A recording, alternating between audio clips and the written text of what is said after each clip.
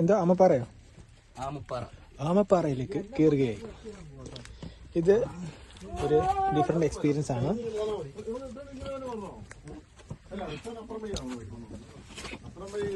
We'll try to make a better experience.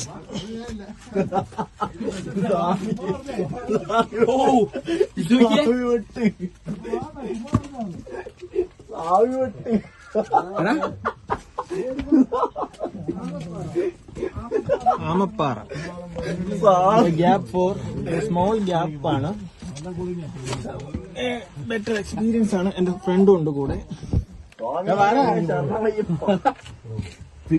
കണ്ടോ gap കണ്ടോ? കൂട്ടുകാരൻ അമല്